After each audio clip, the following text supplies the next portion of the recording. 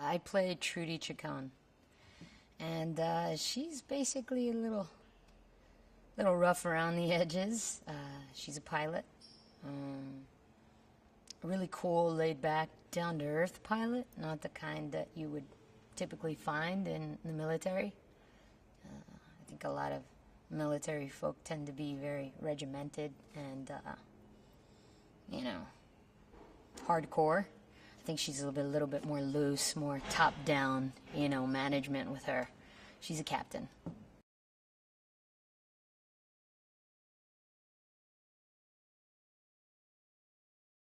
I came to New Zealand and I was only with him for like 10 minutes, and the first thing he said to me was, I don't think you're as crazy as people think you are.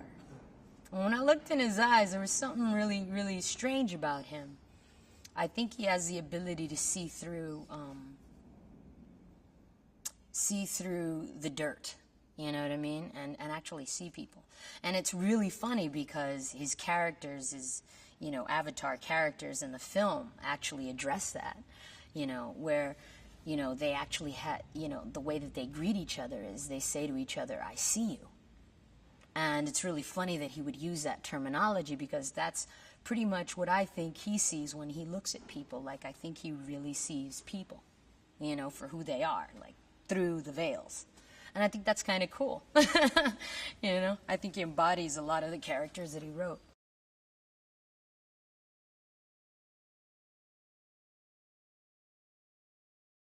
It's got to be logical with Jim. It's got to have some sort of possible explanation. It can't just be out of thin air, it just works the way that it works. No, it actually has to be a possibility that in the future you could actually build something like what he's creating. And I think that so far a lot of the things that he's talked about in the film, right down to the links and how they work,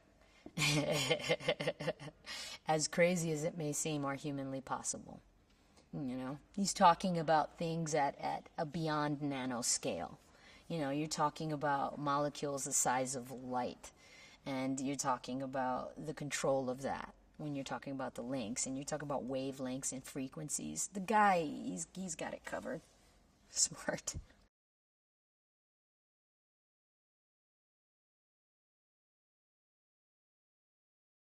I think she relates to him right away because he has a military background. So she kind of looks at him and sees that he's in a wheelchair and just, I would, my first encounter with him as a character, I felt, kind of like, all right, here's the guy who's willing to I assumed that he got hurt on the field. And I looked at him and I just kind of like, here's a guy who he walks the walk, he doesn't just talk. So it was an immediate kind of respect, when meeting Jake's character.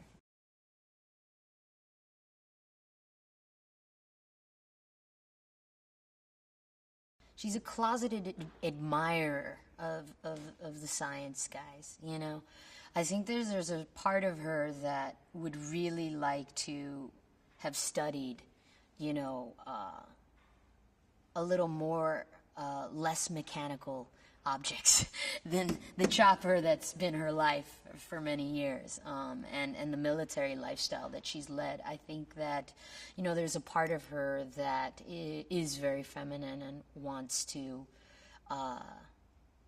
stay away from the metal, and craves a little bit more of that earth, which is why when we walk into the cockpit, you'll see that she's got like little picture of the Pandorian sunset, and she's got like paraphernalia that she found on the ground from the Na'vi. There's a slight admiration that her character has for the land and for Earth, but it's not Earth, but she still relates it to because it gives life to creatures. So I think that's her feminine aspect, and I think that she's battling both those sides through the whole film.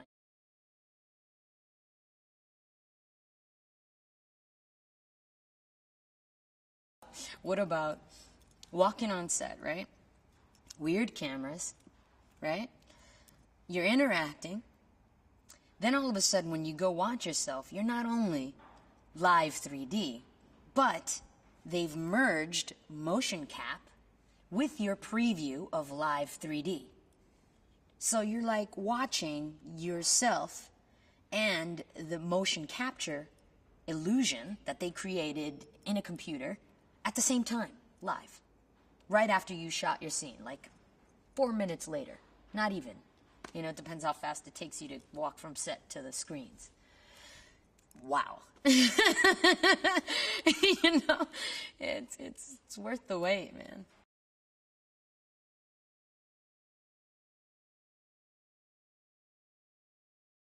Everybody at one point in their lives, once introduced to the entertainment world of going to actually watch a film at a movie theater, have always dreamt of watching an entire film in 3D.